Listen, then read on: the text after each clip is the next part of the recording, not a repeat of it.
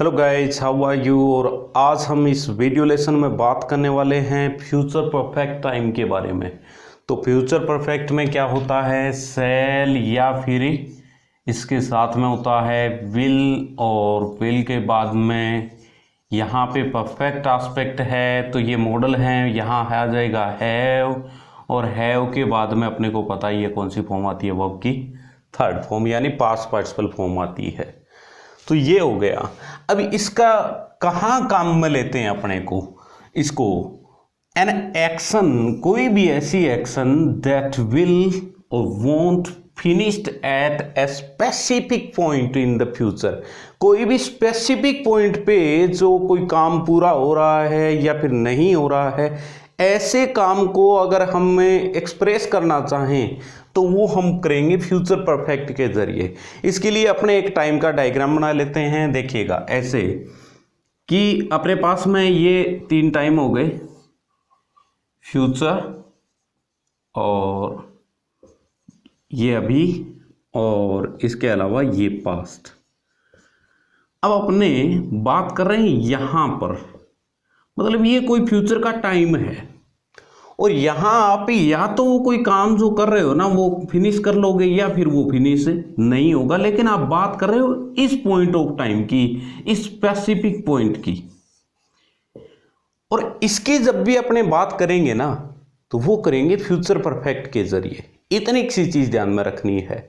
मान लीजिए आप कोई भी काम करने वाले हो, मान लो आप डिनर करने वाले हो और वो फ्यूचर में इस टाइम होगा। अगर वो नहीं होगा तो भी आप कहोगे कि इस समय तक वो नहीं होगा, और अगर होगा तो वो इस समय तक होगा। और अगर अपने इसके रिलेटेड अगर इंटेरोगेटिव सेंटेंस है वो फ्रेम करते हैं तो अपने पूछ लेंगे कि इस समय तक ये काम हो जाएगा क्या, मतलब फ्यूचर का कोई टाइम होगा, उस टाइम तक अगर अपने को कंप्लीट करना है या फिर वो नहीं करना है, वो स्पेसिफिक पॉइंट के बारे में बात होगी इस सेंटेंस, इस प्रकार के सेंटेंसेस के अंदर। इतनी सी चीज है। अब जैसे देखिएगा यहां पे, यहां वो स्पेसिफिक पॉइंट ऑफ टाइम क्या है, बाई 8 PM।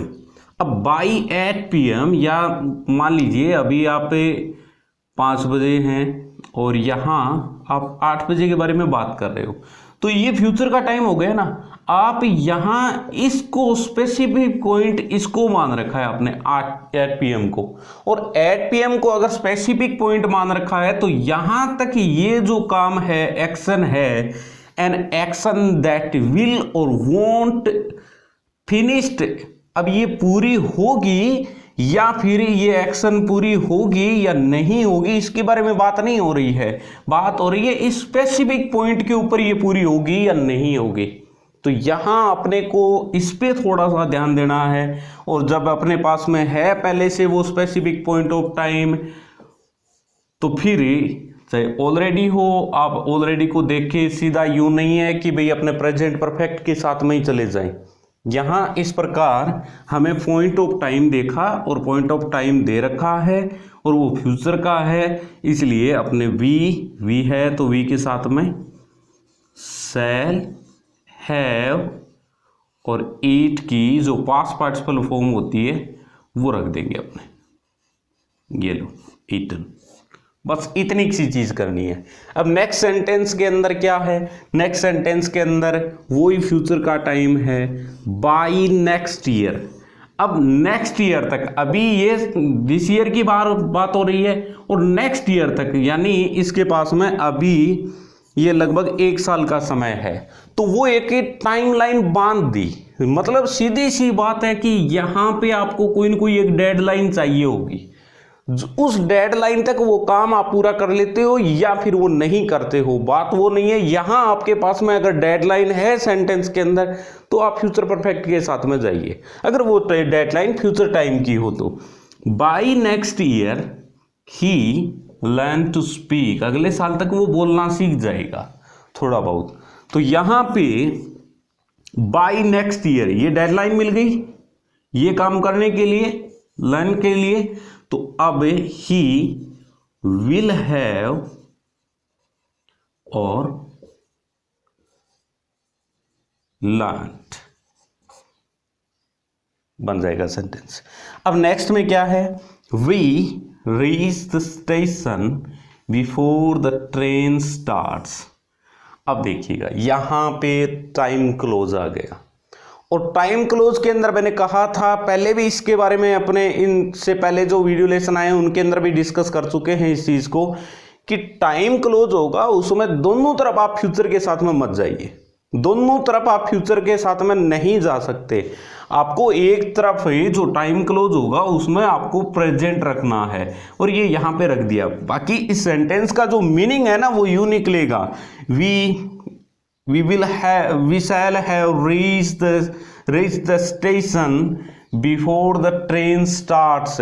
ट्रेन है वो शुरू होगी, उससे पहले ही हम रेलवे स्टेशन पहुंच चुके होंगे। ट्रेन शुरू होगी, लेकिन फिर भी अपने को यहाँ जो टेंस है वो रखना है प्रेजेंट सिंपल, इस प्रकार के सेंटेंसेस के अंदर। और इन वीडियोस को ज़्यादा समझने के लिए, इस प्रकार के सेंटेंसेस को ज़्यादा समझने के लिए आप प्रेजेंट सिंपल से रिलेटेड जो भी बातें बताई गई हैं उस वीडियो लेसन को एक बार दोबारा देख लें, उसमें आपके ये बात अच्छी तरीके से समझ में आ जाएगी। अब देखिएगा हमारे पास में ये जो डेडलाइन है वो ये आ गई।